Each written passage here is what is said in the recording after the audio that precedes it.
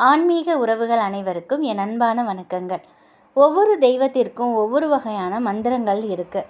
இந்த மந்திரத்தை நம்ம பயன்படுத்தி அந்த தெய்வத்தை நம்ம வழிபாடு செய்யும் பொழுது விரைவிலேயே அந்த தெய்வத்தோட அருளை நம்ம பெற முடியும். மந்திரத்தையும் அதிர்ஷ்ட எண்ணையும் சேர்த்து எழுதும்போது அதற்குரிய பலன் நமக்கு அபரிவிதமாக கிடைக்கும். அந்த வகையில் செல்வ வளத்தை அதிகரிப்பதற்கு உதவக்கூடிய மந்திரத்தையும் எண்ணையும் தான் இந்த பதிவில் பார்க்க போகிறோம். அது மட்டும் இல்லாமல் நாளைய தினம் வெள்ளிக்கிழமை வளர்பிறை சதுர்த்தியும் கூட. இந்த நாளில் நமக்கு பண வரவு ஏற்படுவதற்குரிய எளிமையான வழிபாட்டையும் இந்த பதிவில் நம்ம பார்க்கலாம். எந்த ஒரு தெய்வத்தை நம்ம வழிபாடு செய்கிறதா இருந்தாலும் சரி, அந்த தெய்வ வழிபாட்டோட அந்த தெய்வத்திற்குரிய மந்திர வழிபாட்டையும் நம்ம செய்யணும். மந்திரங்கள் தெரியலேனாலும் அந்த தெய்வத்தின் பெயரை மந்திரமாக சொல்லும் பொழுது சொல்லி அர்ச்சனை செய்வது பல மடங்கு பலனை நமக்கு கொடுக்கும். ஜாதகத்தையே எண் கணிதம் அப்படின்னு தான் சொல்லுவோம். நவகிரகங்கள் ஒவ்வொருத்தருக்கும் ஒவ்வொரு விதமான எண்கள் சூட்சமமான எண்களாக இருக்குது. இந்த எண்களை நம்ம அடிக்கடி பயன்படுத்தும் பொழுது அந்த கிரகத்தின் அருளை நம்ம பெற முடியும். இதன் அடிப்படையில் தெய்வத்திற்குரிய மந்திரத்தையும் கிரகங்களுக்குரிய எண்ணையும் பயன்படுத்தி செல்வ வளத்தை அதிகரிப்பதற்குரிய ஒரு வழிமுறையை முதல்ல பார்த்துடலாம். இந்த மந்திரத்தையும் எண்ணையும் ஒரு முறை எழுதினால் போதும். எப்போ எழுதணும்னு பார்த்தா, சந்திரனின் சக்தி அதிகமாக இருக்கக்கூடிய நாட்களில் எழுதணும். சந்திரனின் சக்தி முழு நிலவாக இருக்கக்கூடிய பௌர்ணமி தினத்திலையும் அமாவாசை முடிந்து 3வது நாள் வரக்கூடிய 3ஆம் பிறை நாட்களிலும் அதிகமாக இருக்கும். இந்த 2 நாட்களை தவிர்த்து மகாலட்சுமி தாயாரின் அம்சம் பொருந்திய வளர்பிறை வெள்ளிக்கிழமை அன்றும் நம்ம எழுதலாம். இதற்கு நமக்கு தேவைப்படுறது ஒரே ஒரு பிரியாணி இலை. பிரியாணி இலையில் நம்ம எதை எழுதினாலும் அது நமக்கு பல மடங்காக கிடைக்குங்கிறதுனால தான் நேர்மறையான வார்த்தைகளை பயன்படுத்தி எழுதணும் அப்படின்னு சொல்லி கேள்விப்பட்டிருப்போம். பிரியாணி இலையில் இந்த மந்திரத்தையும் எண்ணையும் நம்ம எழுதும் பொழுது நமக்கு பண வரவுங்கிறது அதிகரிக்கும். கிழியாத மடங்காத நல்ல ஒரு பிரியாணி இலையை எடுத்துக்கோங்க. இந்த இலையில் பச்சை நிற பேனா, மார்க்கர், ஸ்கெட்சு இப்படி எதையாவது பயன்படுத்துங்க. பச்சை நிறத்தில் பயன்படுத்துங்க. இந்த மந்திரத்தையும் இப்போ சொல்லக்கூடிய மந்திரத்தையும் எண்ணையும் அந்த பிரியாணி இலையில் நீங்கள் எழுதணும். நீங்கள் எழுதக்கூடிய நேரம் ராகு காலம் யமகண்ட நேரத்தை தவிர்த்துட்டு நல்ல நேரத்தில் நீங்கள் எழுதணும். பௌர்ணமி, 3ஆம் பிறை, வளர்பிறை, வெள்ளிக்கிழமை இந்த 3 நாட்களில் ஏதாவது ஒரு நாளாக தேர்ந்தெடுத்துக்கோங்க. அந்த நாளில் வரக்கூடிய நல்ல நேரத்தில் பிரியாணி இலையில் பச்சை நிற பேனாவை பயன்படுத்தி இப்போ சொல்லக்கூடிய இந்த மந்திரத்தையும் எண்ணையும் எழுதணும். எழுதி முடித்ததும் அதை அப்படியே மகாலட்சுமி தாயாரின் பாதத்தில் வைத்து முழு மனதோட பணவரவு அதிகரிக்கணும், செல்வ வளம் பெருகணும் அப்படின்னு நேர்மறையான வார்த்தைகளை கொண்டு மனதார வேண்டிக்கோங்க. நீங்கள் அன்றாடம் பயன்படுத்தக்கூடிய பணம் எந்த இடத்துல வைக்கிங்களோ அந்த இடத்துல நீங்கள் இந்த இலையை வச்சுக்கோங்க.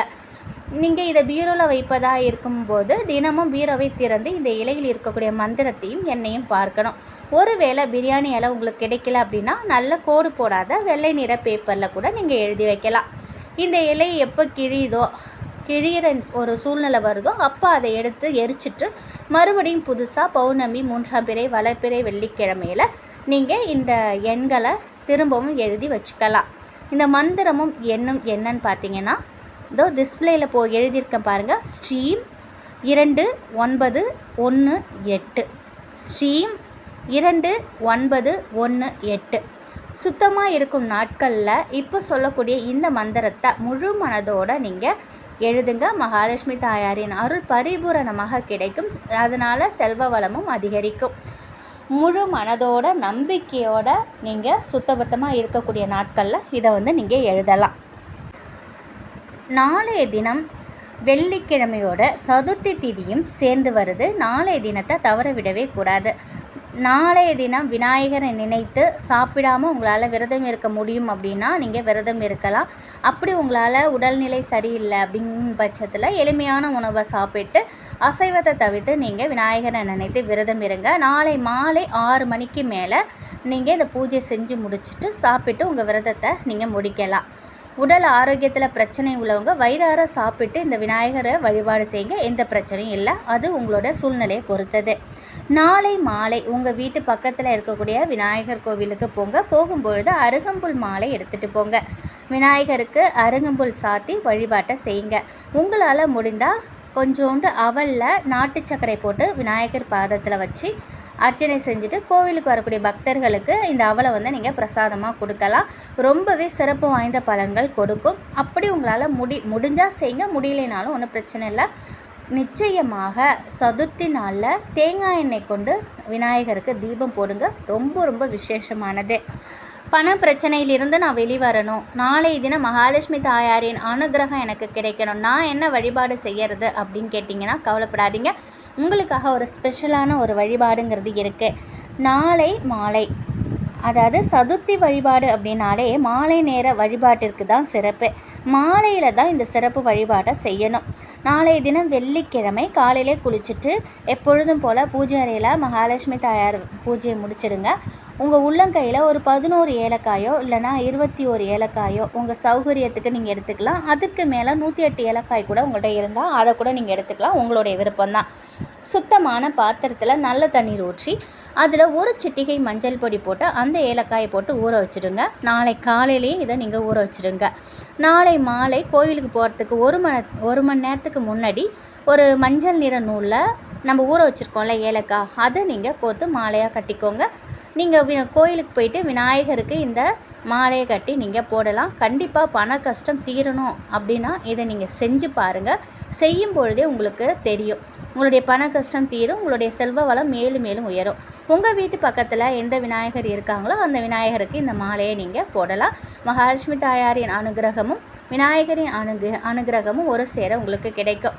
நம்பிக்கை இல்லாமல் இந்த வழிபாட்டை செய்யக்கூடாது. முழு நம்பிக்கையோடு இந்த வழிபாட்டை செய்யுங்க. நிச்சயமாக பண கஷ்டம் தீரும், வருமானம் பெருகும்.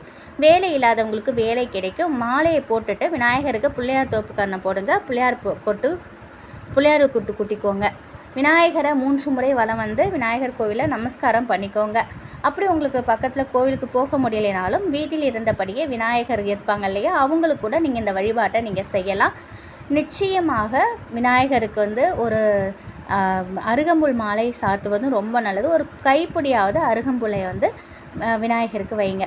இப்படி இந்த வழிபாடு எதுவுமே எங்களால் செய்ய முடியாதுமா, எங்களுக்கு நேரமும் இல்லை அப்படின்னு நினைக்கிறவங்க, நாளைய தினம் வளர்பிறை சதுர்த்தி வெள்ளிக்கிழமையோடு வருது, நமக்கு பண கஷ்டம் அனைத்தும் தீரணும் அப்படின்னு நினைக்கிறவங்க ஒரு 5 நிமிஷம் மனதார ஓம் செல்வ கணபதியே நமோ நமக, ஓம் செல்வ கணபதியே நமோ நமக, இந்த ஒரு மந்திரத்தை கூட நீங்கள் 27 முறை நீங்கள் இருந்த இடத்துலையே இருந்தே நீங்கள் மனதார சொல்லுங்கள். விநாயகரை வேண்டிக்கோங்க.